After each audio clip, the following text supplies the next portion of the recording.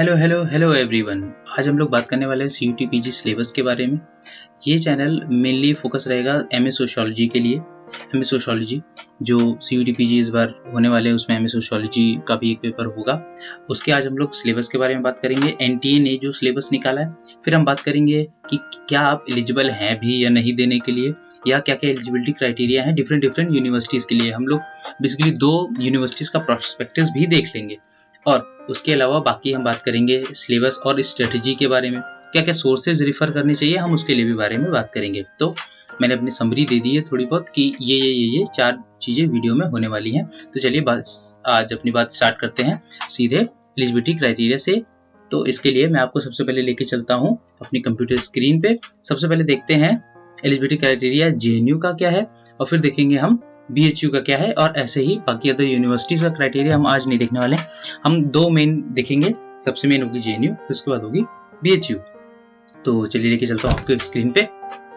आप ये देख सकते हैं, ये सिलेबस है इस साल का, पर सबसे पहले मैं आपको दिखाता हूँ जेएनयू का एलिजिबिलिटी क्राइटेरिया। उसके लिए सबसे पहले ये देखिए, यहाँ पे हम आ गए जेएनयू। इन्होंने प्रोस्पेक्टस निकाला है new Delhi Jawaharlal Nehru academic section 2023 से 2024। इनके इंडेक्स पे आते हैं।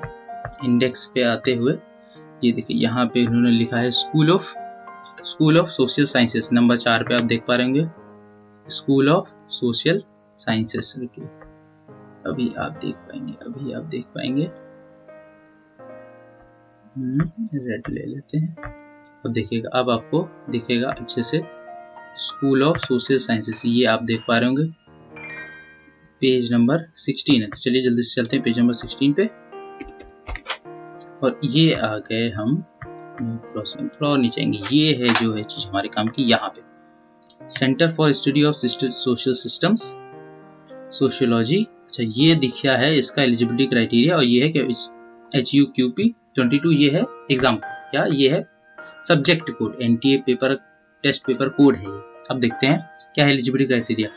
Bachelor degree in any discipline under 10+2+3 pattern of education with at least 45% marks. आपको 45% मार्क्स होने चाहिए, आपके पास बैचलर डिग्री होनी चाहिए। 10+2 मतलब आपने 10th फिर 12th फिर 3 साल का कोई भी ग्रेजुएशन प्रोग्राम किया हो, आप एलिजिबल हैं जेएनयू के लिए। ये देखिए, हम लोग ने अभी जेएनयू का प्रोस्पेक्टस देखा। अब सिमिलर हम चल देते हैं। ये देखिए, ये जेएनयू का प्रोस्पेक्टस था। अच्छा चलिए लगे हाथ देख लेते हैं जेएनयू में इस साल कितनी सीटें हैं। तो हम फिर से आएंगे इंडेक्स में, और इंडेक्स में यहाँ पे लिखा होगा इंटेक्स। ये देखिए, इंटेक्स ऑफ ईयर। मैं आपको कहीं इधर उधर से इन्फॉर्मेशन नहीं, सीधे प्रोस्पेक्टस से इन्फॉर्मेशन बता रहा हूँ, जिससे आगे जाके कोई कंफ्यूजन ना हो कि अरे इन्होंने तो ये बताया, इन्होंने ये बताया। सीधे वहां से देखेंगे जो वेबसाइट ने या जो जेएनयू की वेबसाइट ने निकाला है। पेज नंबर हो गया 72। ये देखिए आ गया। हमें करना है एमए सोशियोलॉजी, ढूंढेंगे ये एमए सोशियोलॉजी के लिए। चलिए जल्दी से देख लेते हैं क्या क्या है इसमें। एमए सोशियोलॉजी ये रहा, जो थोड़ा बीच में ले आता हूँ। ये टोटल हैं इसमें कितनी सीटें, टोटल है 96 सीट्स। थोड़ा सा और ऊपर कर देता हूँ। हाँ, ये टोटल है 96 सीट्स। 10, 26, 5, 7, 14 और 39 अनरिजर्व्ड है। बाकी ये कैटेगरी वाइज है। ईडब्ल्यूएस कैटेगरी के साथ 10 सीट्स हैं। हाँ, ओबीसी की 26 सीट्स हैं। कुल 96 सीट्स हैं, मतलब 96 लोगों का एमए सोशियोलॉजी में इस बार एडमिशन होगा। तो आप जल्दी से बताइए। अच्छा, अगर किसी और सब्जेक्ट के बारे में आपको जानना हो तो आप कमेंट कर सकते हैं, उसमें फिर मैं एक और सब्जेक्ट के लिए स्पेसिफिकली उसी सब्जेक्ट के लिए वीडियो बना दूंगा। अब जल्दी से चलते हैं, जेएनयू का हो गया। अब चलते हैं बीएचयू का। BHU post graduate information 2023 bulletin. ये देखिए, अब इन्हीं की ऑफिशियल देखिए, सीधी बात, हमें इधर उधर की बातों में नहीं आना। कोई भी कंफ्यूजन, सीधे गए वेबसाइट्स पे, और ऑफिशियल वेबसाइट, ये बीएचयू की ऑफिशियल वेबसाइट पे ये प्रोस्पेक्टस आपको मिल जाएगा अगर आप जाएंगे तो।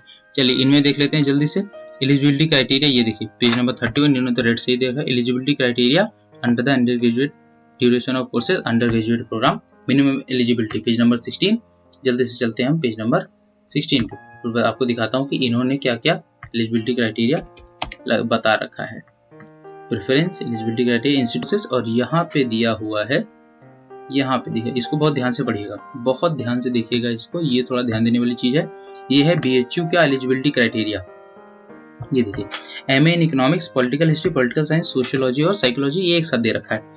बहुत ध्यान से पढ़ेंगे, इसमें कंफ्यूजन हो सकता है आपको ये इस पैराग्राफ में, बहुत ध्यान से पढ़ेंगे। देखिए BA honours, BA BSc honours, BSc under 10+2+3 pattern securing a minimum of 50% marks in aggregate including all subject BA BSc। अच्छा, इसको पढ़ने के बाद आपको ये लगेगा, ये ऐसा लगेगा आपको कि अगर आपने BSc किया हो या BSc ऑनर्स किया हो तो भी आप सोशियोलॉजी के लिए एलिजिबल हैं, पर ऐसा है नहीं। अगर आप इस लाइन को ज्यादा ध्यान से पढ़ें, अगर आप इस लाइन को ज्यादा ध्यान से पढ़ेंगे, यहां से द सब्जेक्ट, ये the subject in which admission is sought must have been studied in all the 3 years at under graduation level. इसका मतलब कुल मिला के ये है कि अगर आपने ग्रेजुएशन में वो सब्जेक्ट आपके 3 साल रहा है तो आप BHU में उसके लिए अप्लाई कर सकते हैं, या उसके लिए आप प्रिपरेशन, या उसके लिए आप एलिजिबल हैं,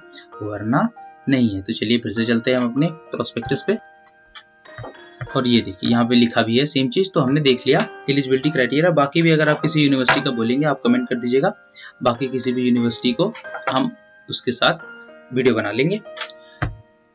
अब हमने बात कर ली एलिजिबिलिटी क्राइटेरिया की, तो हमने बात कर ली कि हाँ अब आप JNU में एलिजिबल हैं या BHU के लिए एलिजिबल हैं। अब हम आगे बात करेंगे किसकी, कि क्या क्या सिलेबस है। मान लिया आप एलिजिबल हैं, अब सिलेबस के बारे में भी तो बात करो, क्या क्या सिलेबस है, उसको कैसे तैयारी करें। अभी आगे उसी की बात करने वाले हैं क्योंकि ये वीडियो आधा नहीं बनने वाला। अब हम बात करते हैं सिलेबस की। चलिए आपको फिर से वही ऑफिशियल वेबसाइट पे लेके चलता हूँ NTA की, और वहां पे हम लोग देखेंगे कि इस साल उन्होंने कुछ PDF डाले हैं। उन्होंने PDF डाले हैं इस साल के भी, हालांकि उन्होंने बोल रखा है कि सिलेबस में कोई डिफरेंस है नहीं, जो 2022 में था सेम डिट्टो वही सिलेबस है, लेकिन अपनी मन की शांति के लिए हम एक बार देख लेंगे कि इस बार उन्होंने क्या अपडेट दिया हुआ है। तो जल्दी से चलते हैं फिर से कंप्यूटर स्क्रीन पे, और ये है वो PDF जो उन्होंने अपने, ये है वो PDF जो उन्होंने, ये सिलेबस फॉर सोशियोलॉजी HUQP 22, ये आपको कहाँ मिलेगी, ये आपको NTA की ऑफिशियल वेबसाइट पे मिल जाएगी, और कुछ ऐसा कवर होगा। ये देखिए कंटेंट्स, खूब सबका सिलेबस, सारे ह्यूमैनिटीज का सिलेबस दे रखा है। हम यहाँ पे देखेंगे तो हमको पता चलेगा कि अरे वाह, यहाँ पे है हमारा area of concern sociology HUQP 22। जल्दी से भाग के चलते हैं इसके सिलेबस पे, बाकी सबको हमको ज्यादा ध्यान नहीं देना है। ये आ गया सिलेबस फॉर सोशियोलॉजी। ये है कुछ पैटर्न की पेपर किस पैटर्न में होगा, जो इन्होंने 2022 में दिया उनको पता होगा, जो बच्चे नए हैं मैं उनको बता देता हूँ। पेपर में 100 क्वेश्चन होंगे, बहुत बेसिक है। पेपर में 100 क्वेश्चन होंगे, सब करने होंगे, पार्ट A और पार्ट B। पार्ट A में 25 क्वेश्चन होंगे जनरल अवेयरनेस से, मैथमेटिकल और quantitative ability and analytical skills आएंगी, और बाकी जो पार्ट B होगा उसमें डोमेन के क्वेश्चन आएंगे। अच्छा, एक चीज और आपको बता दूं मैं, वो JNU है, JNU जो 100 सवाल आएंगे तो उसमें 25 में JNU ध्यान नहीं देगा। JNU को मतलब है केवल डोमेन वाले सब्जेक्ट से, मतलब पार्ट B से। अगर आपने 25 के 25 सवाल नहीं भी किए लेकिन आपने पार्ट B के सारे सवाल किए हैं तो आप JNU के लिए एलिजिबल हैं। JNU पार्ट A के कोई भी क्वेश्चन को रिकॉग्नाइज नहीं करेगा, वो केवल और केवल अपनी मेरिट बनाएगा पार्ट B पे। मतलब JNU के लिए 75 क्वेश्चन ज्यादा जरूरी है, बाकी BHU और बाकी सारी यूनिवर्सिटी उनके लिए पूरे 100 क्वेश्चन जरूरी हैं। कुल मिला के अगर हमारा टारगेट केवल JNU ही है तो हमको जनरल अवेयरनेस, ये मैथमेटिकल क्वांटिटेटिव, इस पे ज्यादा ध्यान देने की जरूरत है नहीं। 75 क्वेश्चन डोमेन सब्जेक्ट पे देखेंगे, और आप अभी जब आगे प्रिपरेशन करेंगे तो मैं आपको बताऊंगा कि वो 25 सवाल करने कैसे हैं और उनका क्या इफेक्ट पड़ेगा जब आपको अगर JNU में नहीं जाना है या बाकी किसी यूनिवर्सिटी में जाना है। सिलेबस आ गए हम लोग फिर से, ये देखिए sociology HUQP 22, basic concept in sociology, same ditto वही सिलेबस है, लेकिन फिर से हम देख लेते हैं एक बार। Basic concept in sociology unit 1, unit 2, unit 3, unit 4, फिर उसके बाद है सोशल प्रोसेस एंड प्रॉब्लम्स, इसके भी 4 unit, society, culture and social changes. अच्छा, इसमें मैं केवल ऊपर से सिलेबस बता रहा हूँ, जब हम प्रिपरेशन करने लगेंगे इसी चैनल पे हम प्रिपरेशन करेंगे। इसी चैनल पे प्रिपरेशन करेंगे। अच्छा, अब जब इस चैनल पे प्रिपरेशन करने लगेंगे तो हर एक टॉपिक को अच्छे से एनालाइज करेंगे, उसकी आप चिंता मत करिए। इस ई चैनल पे हर एक टॉपिक को, जैसे इसमें लिखा है यूनिट 1, जैसे अभी आपने देखा, ये देखिए फिर से देखिए, जैसे आपने इसमें देखा ये social process and problems, unit 1, unit 2, unit 3, unit 4, तो ये तो अभी हम ऊपर से देख रहे हैं। यहाँ social process and problem unit 1, unit 2, ये तो हम ऊपर से ही देख रहे हैं। लेकिन जब हम प्रिपेयर करने लगेंगे, जब हम प्रिपेयर करेंगे तो इसके एक वर्ड को बहुत अच्छे से प्रिपेयर करेंगे और सबके नोट्स मिलेंगे, टेंशन लेने की बात नहीं है। अब चलिए फिर से चलते हैं अपने प्रोस्पेक्टिव्स पर। Social process and problem, society and cultural social changes और इंडियन सोसाइटी, सोशल रिसर्च, ये सोशल रिसर्च और सोशल प्रॉब्लम्स इन इंडिया, और सिलेबस खत्म। और ये म्यूजियोलॉजी है, ये हमको दे, ये हमारा एरिया ऑफ इंटरेस्ट है नहीं, हमें केवल एमएस सोशियोलॉजी देखना था। हम लोग ने पूरे सिलेबस का डिस्कशन भी कर लिया, तो बस इतना ही है आपके सिलेबस में। अब आगे बात करते हैं कि सिलेबस देख लिया, एलिजिबिलिटी देख लिया, अब आगे हम इसको प्रिपेयर कैसे करें, कहां से प्रिपेयर करें और स्ट्रेटेजी क्या हो हमारी। तो जल्दी से चलते हैं और देखते हैं स्ट्रेटेजी। बात करते हैं स्ट्रेटेजी की। अब स्ट्रेटेजी कैसे करें, देखो 2-3 तरीके हैं। या सबसे पहले आप सिलेबस पे कमांड रखें, सिलेबस आपके दिमाग में होना चाहिए। अब सिलेबस तो बहुत बड़ा सिलेबस है नहीं, ठीक ठाक बड़ा है, ऐसा नहीं है कि सिलेबस बहुत ही छोटा है, ठीक ठाक बड़ा है। अब इसकी स्ट्रेटेजी क्या होनी चाहिए, टॉपर्स किस तरह से तैयार करते हैं। अच्छा, सबसे पहले ये देख सोचते हैं मैं होता कौन हूँ स्ट्रेटेजी बताने वाला, क्या मैं सही स्ट्रेटेजी बता भी पाऊंगा कि नहीं। तो मैंने पिछले साल 2022 में CUET PG ही दिया था, MS सोशियोलॉजी का ही पेपर दिया था और इसमें मेरी AIR 92 आई थी। अब आप कुछ लोग होंगे ज्ञान उत्तला हो सकेंगे, अरे AIR तो बोलते ही नहीं है, इसमें तो AIR बताए नहीं जाते, इसमें तो मार्क्स बताए जाते हैं। ऐसा नहीं, जब आप CUET PG की प्रिपरेशन कर लेंगे उसके बाद आपको एक स्कोर कार्ड मिलेगा, उस स्कोर कार्ड के बेसिस पे आपको JNU में एक बार फिर से फॉर्म भरना पड़ेगा। अगर आपको JNU में जाना है या BHU में जाना है तो अच्छा मोस्टली जो जितने भी टॉपर होते हैं वो सबसे पहली प्रेफरेंस सबकी JNU ही होती है, फिर उसके बाद BHU, डॉक्टर भीमराव अम्बेडकर, बाकी सारी यूनिवर्सिटीज पे लोग जाते हैं। तो मेरी JNU में AIR 92 थी, तो इसका मतलब मैं स्ट्रेटेजी तो ठीक बता सकता हूँ, और स्ट्रेटेजी से वो नंबर आएंगे भी, क्योंकि अगर मेरे आ सकते हैं तो आपके भी आ सकते हैं, क्योंकि वही नोट्स मैं बताऊंगा जो मैं पढ़ रहा हूँ और सेम चीजें हैं, तो बाकी कुछ दिमाग ज्यादा अलग होता नहीं। अगर लोग बहुत मेहनत करें या बहुत एकदम डिसिप्लिन रखें तो नंबर उतने आ सकते हैं सबके। अब बात करते हैं अब स्ट्रेटेजी है क्या। तो स्ट्रेटेजी में कुछ नहीं है। सबसे पहला, मैंने जो नोट्स बनाए हैं, मैं जो बता रहा हूँ, मैंने जो नोट्स बनाए हैं मैं वो आपको शेयर कर दूंगा टेलीग्राम पे या इसी यूट्यूब चैनल पे। अच्छा, केवल नोट्स शेयर करने से काम नहीं चलेगा, क्योंकि वो तो मैंने बनाए हैं, मेरे हैंड रिटन नोट्स हैं। अच्छा, कुछ हैंड रिटन है और कुछ को मैंने जो हाथ से लिखा था उसको मैंने फिर टाइप कर दिया है और वो उसकी वर्ड फाइल बना, तो उसकी PDF भी आपको मिल जाएगी। तो केवल आपको PDF मिलने से काम नहीं चलेगा, उसको अच्छे से डिस्क्राइब भी तो करना पड़ेगा, क्योंकि ये मल्टीपल टाइप क्वेश्चन आने वाले हैं।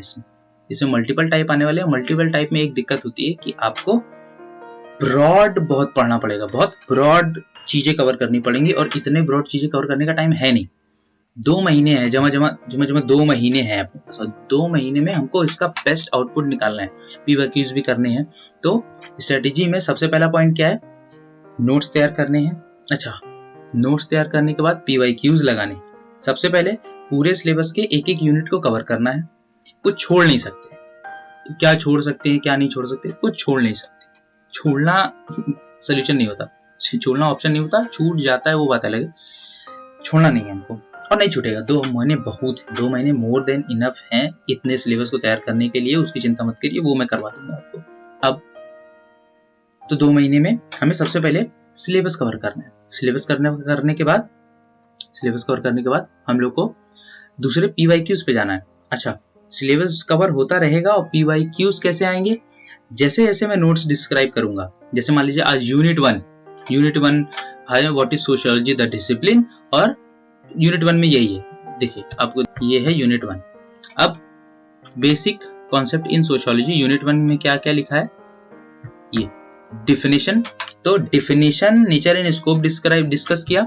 Definition, nature and scope discuss करने के बाद तुरंत इसके PYQs के मैंने आपको बस आइडिया दे दिया, ये PYQs टाइप के आते हैं उसी वीडियो में। और दूर नहीं जाना। उसी वीडियो में आपको थोड़ा सा आइडिया दे दी, ये वीडियोस या ये आंसर्स या ये क्वेश्चंस पूछे जा सकते हैं। अब जब पूरी यूनिट खत्म हो जाएगी, unit 1, unit 2, unit 3, unit 4, unit 4 तक मान लीजिए ये यूनिट से क्या क्या पीवाईक्यूज पूछे गए हुए हैं, आने वाले टाइम में पूछे जाएंगे या प्रोबेबल है कि इस बार पूछे जाएंगे। बहुत सारे क्वेश्चन रिपीट होंगे, ठीक है। तो हमको सबसे स्ट्रेटेजी में सबसे पहला पार्ट क्या था? सबसे पहला पार्ट यही था कि हमको सब पूरा सिलेबस कवर करना है, दूसरा पीवाईक्यूज लगाने हैं, तीसरा इन दोनों बातों को बहुत अच्छे से ध्यान रखना है और कुछ करने की जरूरत है नहीं, नोट्स मोर देन इनफ होते हैं। अब बात कर लेते हैं सोर्सेस की। ये तो हो गई स्ट्रेटेजी। मेरा मन नहीं है, हम आपके नोट्स से नहीं पढ़ेंगे।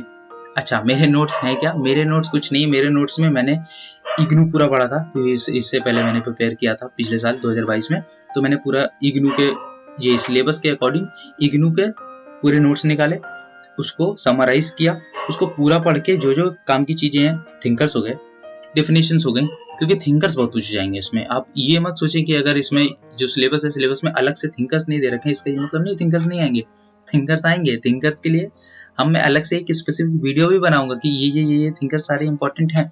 वो बात की बात है, वो जब हम सिलेबस करना स्टार्ट करेंगे तब हम करेंगे। पहले यूनिट कवर करनी है, जो कि बहुत ज्यादा जरूरी है। अब तो थिंकर्स भी इंपॉर्टेंट है, ऐसी बात नहीं है। लेकिन अब देखिए मेरे नोट्स में क्या हुआ, मेरे नोट्स में मैंने इग्नू और एक नितिन सांगवान करके आती है जो यूपीएससी के लिए प्रिपेयर करते हैं, वो नितिन सांगवान एसेंशियल सोशियोलॉजी, उसका और ये इग्नू के नोट्स, और ट्रू मैन एक आती है पीवाईक्यूज के लिए, true man sociology, true man publication की आती है। तो इन तीनों को मैंने पढ़ा था। अब इन तीनों को मैंने एक साथ एसिमुलेट किया और थिंकर्स मैंने विकिपीडिया से निकाले थे। थिंकर्स मैंने उनकी किताबें, उनके बाकी कुछ विकिपीडिया और बाकी इधर उधर के नोट से, ट्रू मैन के नोट से मैंने ऑनलाइन सोशियोलॉजी गाइड करके एक वेबसाइट है और बाकी सारी वेबसाइट है, उनका सब मैंने अमालगमेशन किया, अपने नोट्स में फिट किया। और फिर जब पेपर आने वाला था तो उसके 1 महीने पहले ही मैंने अपना एक नोट्स बना लिया कि मुझे ये चीजें पढ़ के जानी है, मुझे मेरे नोट्स ही पढ़ के जाने, क्योंकि अल्टीमेटली रिवीजन आपके नोट से ही होगा। तो मैंने डिसाइड कर लिया कि ये चीजें मुझे पढ़ के जानी है। और पेपर के कुछ दिन पहले, इवन मैं पेपर के टाइम पे भी लेके गया था उसको, तो अपने नोट्स प्रिपेयर किए, थिंकर्स निकाले और बस मोर देन इनफ था। सारे क्वेश्चन आए इसी से थे। अगर नहीं आए होते तो मेरी ये 92 नहीं आती। तो सारे क्वेश्चन आए इसी से थे। लेकिन सीट ही, जैसे मैंने आपको बताया कि अभी सीट ही 96 है जेएनयू में, और मेरा AI 92 आई, इसीलिए नहीं हो पाया। लेकिन देखते हैं, अब बाकी तो मैंने एडमिशन ले लिया है, तो इसीलिए मैं प्रिपेयर करवा रहा हूँ आप लोग, आपका तो हो जाए। चलिए, मेरा नहीं, आपका तो हो जाए। अब देखते हैं। अब हमने बात कर ली स्ट्रेटजी की, हमने बात कर ली एलिजिबिलिटी की, हमने बात कर ली कैसे कैसे हम प्रिपेयर करेंगे सिलेबस की। अब हम देख लेते हैं, मान लो ऐसे ही मैं एक्सटर्नल सोर्स बता दूं, कि सब लोग बोलते हैं कि सोर्सेज बता दीजिए, सोर्सेज बता दीजिए। तो बात करते हैं आगे सोर्सेज की। आप रेफर कर सकते हैं इग्नू के नोट्स। इग्नू के नोट्स बहुत बल्कि हैं, बहुत ज्यादा बल्कि हैं। आप उसमें समझ नहीं पाएंगे क्या इंपॉर्टेंट है क्या नहीं। पूरा पोथन्ना डाउनलोड कर लेंगे आप और 2 महीने में कवर नहीं हो पाएगा। हमको दिमाग से चलना है, हमको दिल की सुनो। जब कुछ करना हो तो दिल की सुनो, लेकिन अभी थोड़ा दिमाग से भी चलना पड़ेगा हमको। हम इतने सारा चीजें नहीं पढ़ सकते 2 महीने में, हम इतना नहीं पढ़ सकते। थोड़ा प्रैक्टिकल होना पड़ेगा। हम 2 महीने में इतना नहीं पढ़ सकते। तो कैसे तैयार किया जाए? हम नितिन सांगवान पढ़ सकते हैं। नितिन सांगवान आप रेफर कर सकते हो। True man previous year question लगाने हैं। ये तो ऐसे कसम खा लीजिए कि प्रीवियस ईयर क्वेश्चन तो लगने ही है। बिना प्रीवियस ईयर क्वेश्चन के काम नहीं बनने वाला, क्योंकि वो प्रैक्टिस नहीं होगी। आप जितना भी तैयारी कर लो, मल्टीपल चॉइस की जब तक प्रैक्टिस नहीं होगी, पेपर नहीं निकलने वाला। तो पीवाईक्यूज लगाने, पीवाईक्यूज के लिए ट्रू मैन ले सकते हैं। आप कुछ मत लो, मैं पीवाईक्यूज लगाऊंगा। नोट्स मैंने उसी से बना रखे हैं सारे। तो जैसे जैसे वीडियो चलेगा आपको सारे नोट्स मिलते चले जाएंगे। 2 महीने से पहले सारा पूरा वीडियो, पूरा सिलेबस सब कवर होगा। आपको टेंशन लेने की जरूरत नहीं है। तो अगर आप फिर भी आपको मन नहीं भरता, जैसे मान लीजिए नहीं हम क्यों मान लें आपकी बात, तो आप ट्रू मैन सोशियोलॉजी के पीवाईक्यूज देख सकते हैं। बहुत सिलेक्टेड पन्ने पढ़िएगा, बहुत सिलेक्टेड पन्ने पढ़िएगा। ट्रू मैन सोशियोलॉजी पूरी पढ़ने की जरूरत नहीं है। नितिन सांगवान आप पूरी पढ़ सकते हो, पूरी नहीं पूरी पढ़ सकते हो। नितिन सांगवान आप पूरी पढ़ सकते हो। वो एक बुक है जो आप कवर कर सकते हो। अगर आपको बेसिक अंडरस्टैंडिंग है, उसके बाद आप नितिन सांगवान पूरी कवर कर सकते हो। बहुत ज्यादा मोटी किताब है नहीं, 300 पन्ने के आसपास है, तब भी ठीक है। अब मन नहीं है तो फिर नोट्स ही पढ़ना, कुछ मत पढ़ना, नोट्स से ही पढ़ना। और बाकी इग्नू तो इग्नू को मैंने कंसोलिडेट कर रखा है, आप फालतू में क्या दिमाग लगा रहे हो, फालतू मत पढ़ो। इग्नू बहुत बहुत मोटी किताब हो जाएगी आपके लिए। इग्नू के बहुत ज़्यादा ही नोट्स हैं, उसके 2 महीने में कवर नहीं होंगे। मैंने जब पिछले साल प्रिपेयर किया तो मैंने 6 महीने पहले से इग्नू के जब सारे नोट्स पढ़ना शुरू किए थे, तो कहीं मैं 5वें महीने में पूरा कवर कर पाया था कि क्या क्या इंपॉर्टेंट है। और अब टाइम नहीं है, मैंने बना रखा है, आपके लिए तो बना रखा है, तभी तो बना रहा हूँ, तो टेंशन लेने की जरूरत नहीं है, हो जाएगा। ये कुछ सोर्सेज थे। सोर्सेज क्या क्या है?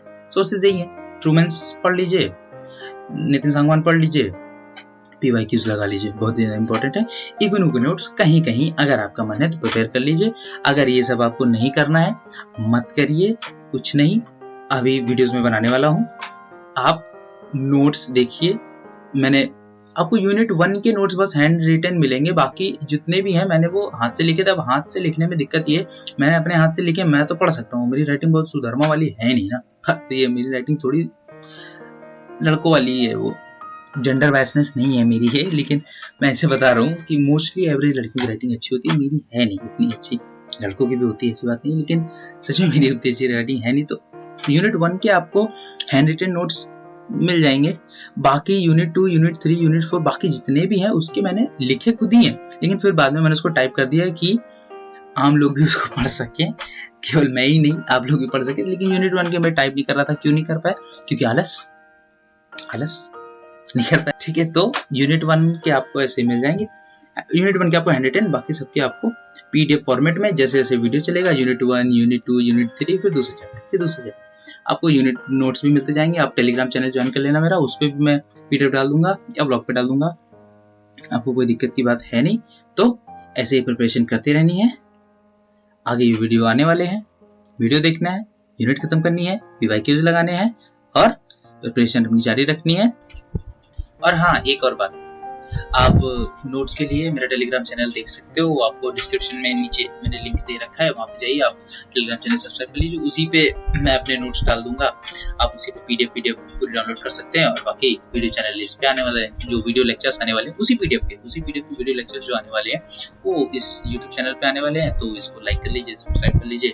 और अच्छा, लाइक करने से क्या होगा? लाइक करने से पहले तो मेरे दिल को अच्छा लगेगा, दूसरा होगा क्या, आपकी वॉच लिस्ट में या जो आपको एक प्लेलिस्ट बनती है लाइक्ड वीडियोस की, तो उसमें आपको ये वीडियोस अपने आप मिल जाएंगी, तो अगली बार ढूंढना नहीं पड़ेगा आपको। जैसे मान लीजिए आपका लेक्चर आप ले रहे हैं, फिर अभी मन नहीं है, आपने लाइक करके छोड़ दिया, अगली बार आए सीधे वहीं से चालू कर दिया, तो आपको वो प्लेलिस्ट बनती चली जाएगी, तो आपका भी फायदा है, मेरा भी फायदा है। तो टेलीग्राम चैनल ज्वाइन कर लें, सब्सक्राइब कर लें।